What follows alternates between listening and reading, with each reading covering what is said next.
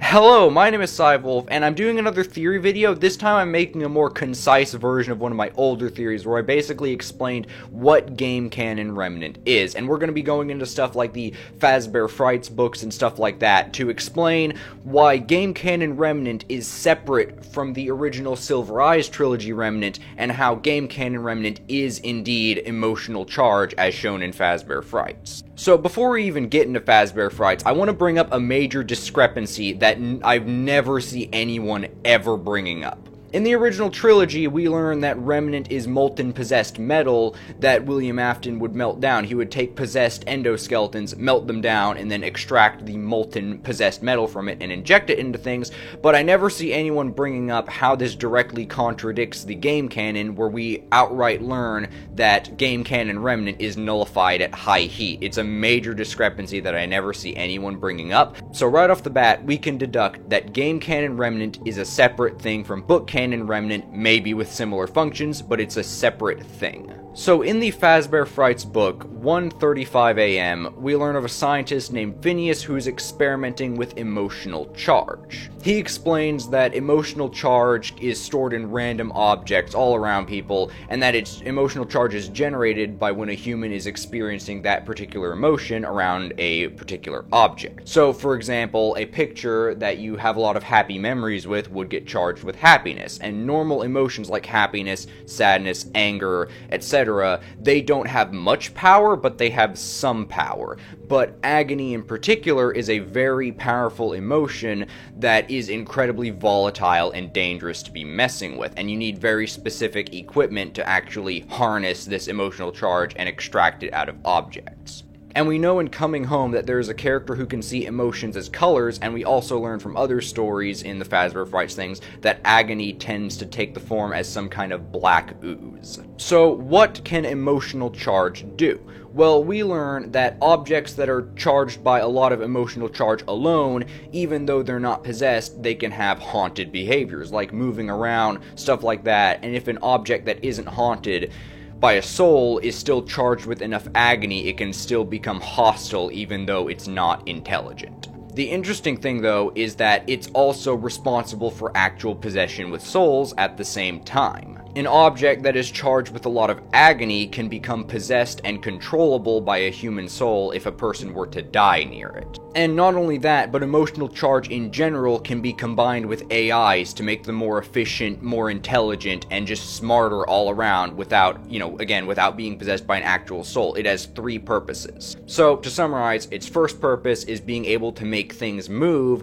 without them actually being possessed. Its second purpose is to allow souls to possess things, and its third purpose is to make AIs more intelligent. So, we can actually take these sorts of things and then apply them to the game canon, and we can see how this makes sense with the games.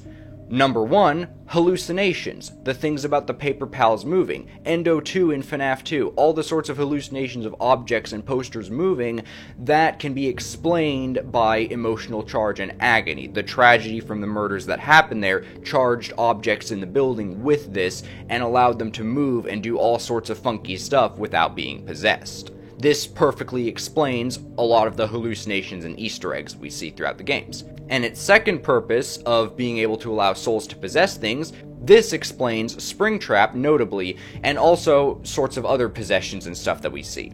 William Afton obviously died a horrifically agonizing death through the spring locks, but no manual remnant was obviously inserted into Springtrap to allow for this to happen. So if we apply how agonized objects can become possessed by souls, it's pretty easy to deduct that William's painful death is what allowed him to possess Springtrap. And making AIs more intelligent also can then be applied to the Funtimes. Funtime Freddy, Funtime Foxy, Ballora, none of those were ever possessed in the same way that Baby was. They were just loaded up on emotional charge, Remnant, and were intelligent, but still generally had to follow orders until they eventually became self-aware because they were growing too smart. Baby, on the other hand, she was legitimately possessed by a child's soul. The others weren't. They were just really, really smart AIs loaded up with Remnant.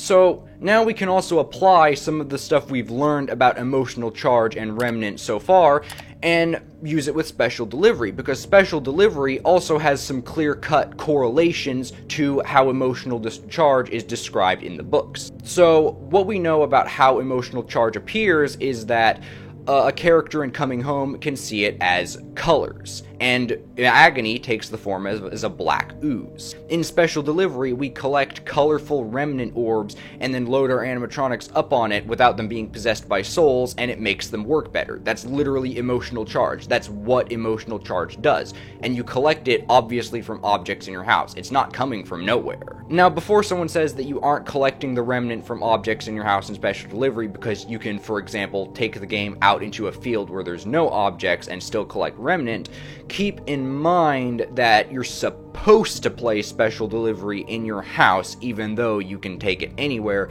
because the animatronics ring your doorbell when they attack no matter where you are. Even though you can play the game anywhere, you're meant to play it in your house. So you're collecting emotional charge from objects around you and using it to improve your own non-possessed animatronics. And Agony comes in the form of Shadow Remnant, a volatile substance that takes the form as some kind of black ooze stuff that floats around that cannot be controlled and you must avoid it. Again, another clear-cut connection. Now, the one thing I'm at a loss for is why so much Agony would be present in your house. The only way I can explain it is that maybe the animatronics that attack you leave Agony behind from being in your home, but that's the one thing I'm at a loss for explaining. But yeah, my best assumption is that the hostile animatronics leave it behind when they enter your home. They just, leave remnants of Agony behind. I would say that it's very, very likely that Game Canon Remnant and Fazbear Fright's emotional charge are one and the same. The functionality of emotional charge in Fazbear Frights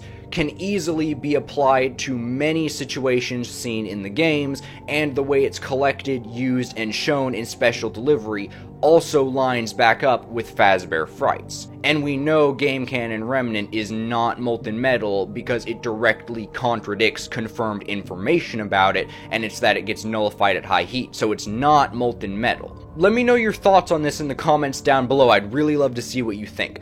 Thank you so much for watching. If you enjoyed this video and want to see more content, please leave a like and subscribe. It really helps the channel out, and I'll see you later. Have a good one.